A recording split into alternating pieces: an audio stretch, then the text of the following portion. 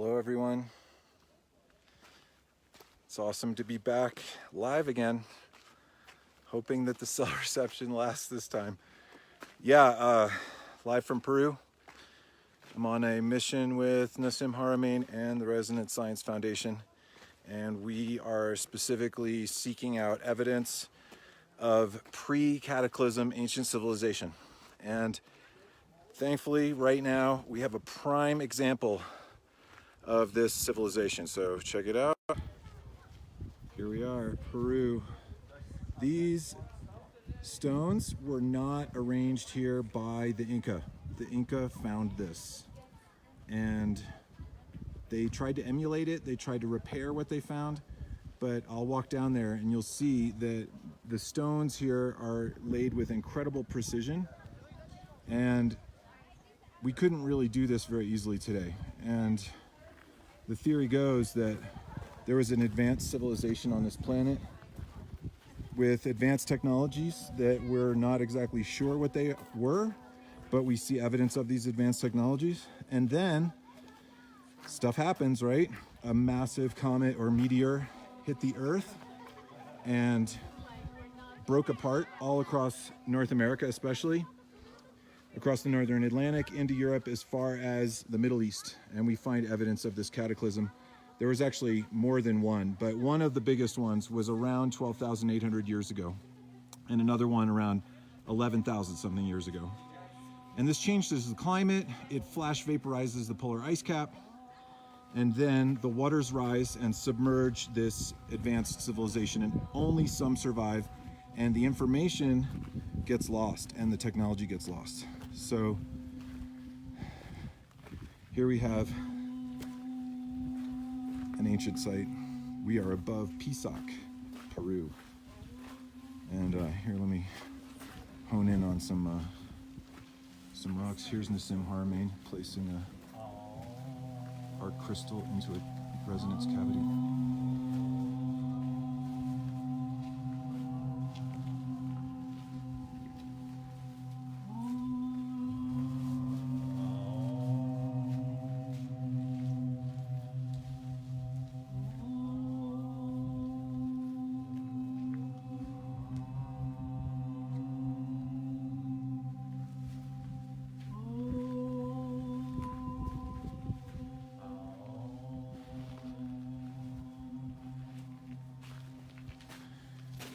So, as I was saying, these stones are not just cut with, copper tools, and they weren't broken with other stones, pounding stones. That's the other idea.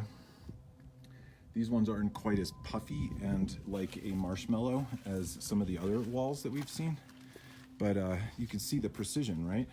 And then here, this is Inca. There's Inca,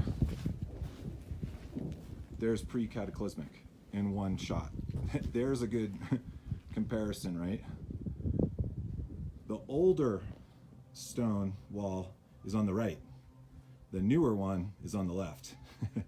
So let me tell you the theory of how this was made. Here's a great example of one of these stones that curves around the corner. And let's hone in on some of these cracks, right? It's pretty tight, to say the least. And in some places, you see how it kind of is puffing out. That it's also, the wall is not perfectly straight. It's actually at a 4-degree angle. We see this everywhere around Peru, 4-degree angle walls. I'm not exactly sure why 4 degrees, but that's what we find. I'm trying to find one of these cracks where it pinches against itself and kind of tucks. This one sort of does it. Right here, you can kind of see that the rock kind of goes up like this. And so imagine if this was in a plasma state. And the theory actually is not that this is a plasma state like the sun. If it was plasma like lava and you were trying to shape these things, it would be so hot. So maybe it was cold plasma. It was in a cold plasma state and you could just mold this stuff like putty. This is just one of many, many, many sites all over Peru that have this ridiculously precise megalithic construction with just absolute precision. And the rocks look like they're puffing out like they're little plasma marshmallows. And when you put a heavy stone on another stone, it settles in. And look, they're not just stacking these on regular ground. They're able to match the bedrock. I mean, perfectly. Look at this. You're not cutting each one of these stones with pounding stones and making it fit perfect. Look at that seam. Look at how tight it is, right? And right there, how it just looks like it was soft. They put the next rock on there and it solidified around the crack right in there. So, long story short, remember all those ancient history classes you had in school where they told you that civilization was maybe 5,000 or 6,000 years old and it started with the Sumerians, and now we kind of know what happened 5,000 or 6,000 years ago, but we mostly know what happened in the last 2,000 years since our calendar started? Well, as it turns out, civilization's a lot older than we thought. And there was a very advanced civilization. We see evidence of it all around the world. There's the Temple of Mu off the island of Okinawa. There's the Baalbek stones in Lebanon. Obviously Egypt and the Great Pyramid of Giza, which is for certain not built by Khufu 4,500 years ago. Thank you very much. We went to Egypt last year, studied this in great detail. Look at this irrigation system. These guys knew how to charge water, because if you get the right kind of stone going and the right combinations, it creates a resonance. And if they could plasmify rock, they could probably charge water.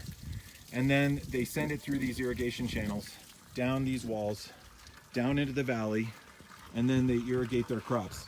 And check out the valley. Tiers like this, 15, 10 foot, and they always curve with the landscape, kind of like the rice fields in Bali, but these are much bigger. And that's the valley down below. It's called the Sacred Valley. Super duper rich soil, good for planting. It's 1,000 meters lower than Cusco, where we've been for the last few days. We'll be in Machu Picchu soon, so keep checking my page and I'll keep posting some live videos on my page. But mostly my job and what I do all year long and what I'm doing here is I post resonant information about the structure of space-time and unified physics and consciousness onto the Resonant Science Foundation Facebook page, Twitter page, and Instagram. And I also manage the Resonant Science and Nassim Haramein YouTube pages, and Nassim's Twitter and Nassim's Facebook. So I'm just constantly wanting to get the word out, because if you understand where we actually came from and you unlearn some of the not very resonant information that we were told about ourselves in general in the universe, I'm not just talking about ancient civilizations, I'm talking structure of space-time and our relationship to the infinite amount of energy that exists in the structure of space. Here's another one of these interesting phenomena, is that a lot of these rocks have these knobs, and we're not sure what these knobs are for. One interesting thought, though, was maybe if this was plasma, you know, if you're a sculptor or if you're a jeweler or if you deal with any sort of viscous material, when you pull your tool away, it's going to kind of leave a little goopy trail, and you kind of have to pull off of it. I thought that was an interesting theory. I'm not sure about that, but it's better than having no theory. But yeah, if you ever get a chance to come to Peru, beautiful people, beautiful culture, and everybody's very, very sweet, and I feel very safe here. So gratitude for South Americans and the Peruvians preserving the culture, preserving the megaliths. These guys were master builders, and they probably knew how to move the stones, perhaps using a type of gravity control, perhaps using a type of resonating device. I don't know about sound sound itself, it might be more powerful than sound. But here's Nassim. Let's see what he has to say. Hey Nassim, I'm on my Facebook Live right now.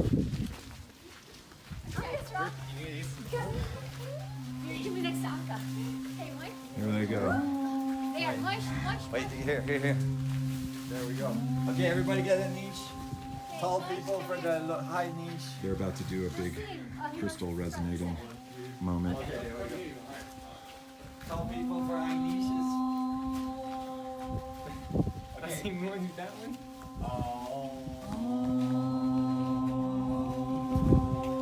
Talk about resonance. Here they go.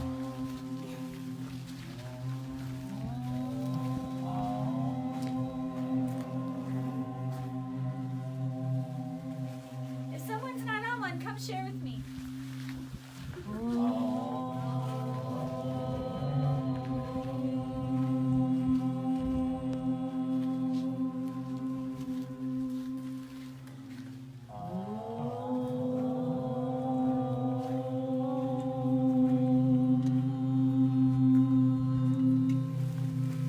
Here, go do it with her together.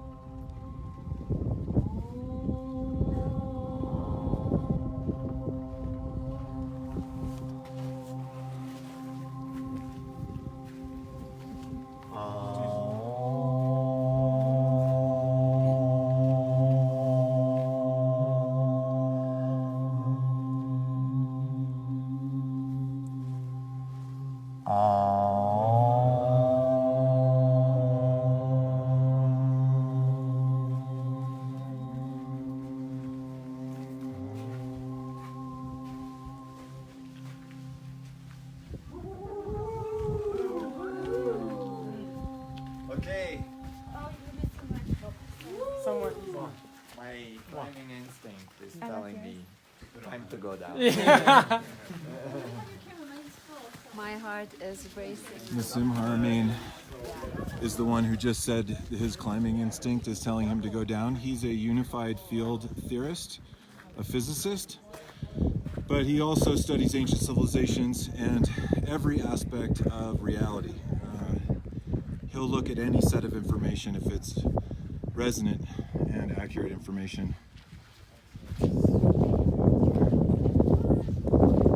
his foundation is called the Resonance Science Foundation. And this is a gathering of what we call delegates, which are basically students in the online academy called the Resonance Academy. And I'll stick a link if you're interested. There's 80 countries represented in the academy, thousands of people from around the world, and we meet on a regular basis and talk about the universe. And then once a year, we do these gatherings. Next year, there's a trip to Easter Island in the spring. There's a kind of a resonance camp in the summer in California, and then we're going to go to Mexico again in the fall. Last year we were in Egypt. And I'm sure we will eventually get to some of the other epic megalithic sites around the world. Wow. Yeah, it's just disappearing, huh? Do you want to put it in the water? First? No, because we have to go.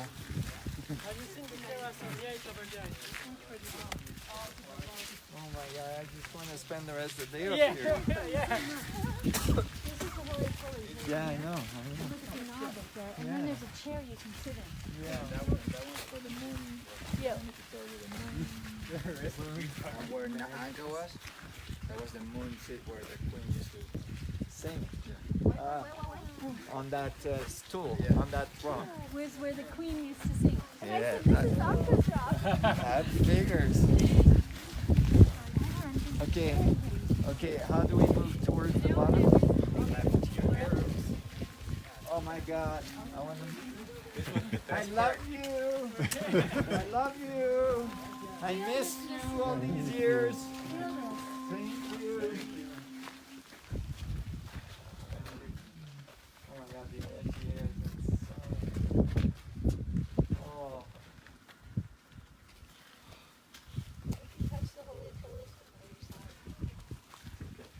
We are the holiest. Right.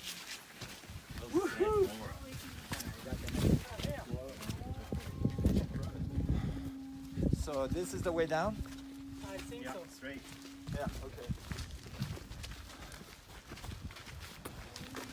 Now we got some steps in front of us. And everybody, it's Nassim Haramein's birthday. Say hi. In the Holy of Holies. Say hi to happy birthday, everybody. I'm live right now, so yeah. Special day. And Nassim's holding a 64 arc crystal. Yeah, For, here. for those who are asking on this feed. Yeah, here in Pisac, up in the mountains, near the Holy of Holy. Near the Holy of Holy. Where you clearly see pre-cataclysmic construction, with the typical pre-cataclysmic, stonework and megalithic structures. Incredible, completely incredible, with like amazing precision and amazing energy, being the spiritual center of Pisac. Powerful. What are you holding? I'm holding the structure of space-time manifest into the tetrahedral crystal grid that will be the space drive when I'm done with it. How long is that going to take, as everybody asks? Oh, another. It's the most difficult engineering problem in the history of humanity. So you have Takes a a little little patience. time. Yeah. Calm down, everybody. We'll all ascend soon. Okay. Look at this, huh? Beautiful. But you can see this is different. Yeah, that's Inca, right? Yeah, Inca, pre-Inca. Grosse fête en bas d'anniversaire. Là, on t'a tout préparé. Ah là, là, au top. Avec les capes, tout. J'espère que ça va te plaire parce que Videz, on bosse sur le projet. Ah ouais. Inca Marsh.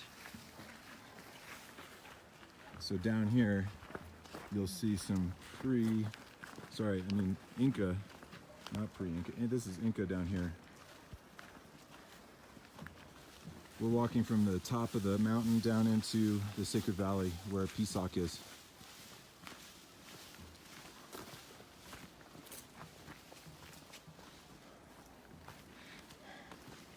What else? Did you get to see some of the pre-cataclysmic construction up there oh, yeah. with the people? Yeah. People. This is when the world gets it. We were way more advanced 10,000, 13,000 years ago. There was very advanced people here and we're going right back to it. Yeah. Yeah, baby. The ships are coming back. Get ready for it. Yeah, exactly. It's going to be pretty dramatic when it really hits. There's going to be some people that need a little empathy. Yeah. It's okay. Yeah. It's all changing. Yeah. It's all growing. Yeah. We're all growing. We're all transforming. Yeah. And people are transforming in all the different fields everywhere, from the military personnel to governmental personnel to all kinds. Engineers, scientists, physics community. Everybody's transforming. Everybody's opening. So just allow it. Just allow it to open. Let go of all the preconceived ideas and allow it to go galactic, to realize that we have access to the universe, to the whole, to the whole of creation. And so it will be a transformation for all humanity, right? For all of the people of the world. We can ascend, literally. We can have gravitational drive. We can have infinite amount of energy. Real ascension, not just spiritual ascension, with your body. Yeah, with your body. We 'Cause you- can create vehicles that overcome gravity. We can control gravity, just like we learned to control electromagnetic field to create our current technological civilization. We can go to the next level and learn to control gravity. And as a result, we will have infinite amount of energy. We will be able to travel through the universe, through our solar system at least, right? Which is really a teeny, teeny, weeny little bitty part of the neighborhood. And guess what? There's a lot of people in the neighborhood. And why won't they come and hang with us, right? So they're waiting. They're waiting for us to be ready, for us to transcend our ideas of limitations and grow to the vertical acts of the universal and galactic community. So we'll see you there, okay? Yep. Meanwhile, we're walking down to Pisac. Yep. Hey, look at the small tetrahedron down the hill. A tetrahedron? Yeah, look over there. On the ground. Let's make a tetrahedron Where? just down the hill over there. The ground make a triangle. Oh yeah, the It's dirt. nice. Yeah. Nice.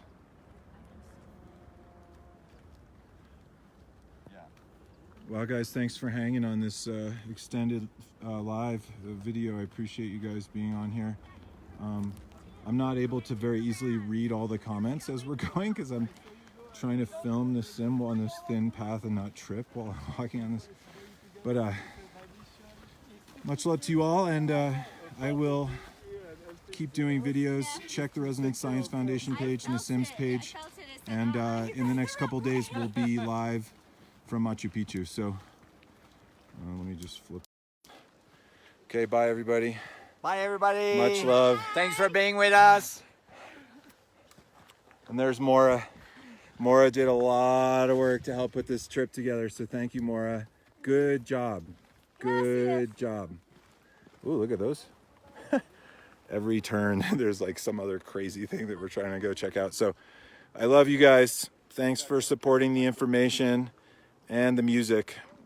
Check out all my links, Bandcamp and stuff. I am a musician, so some of you might know me mostly from the physics, but I also want to remember the music. Much love.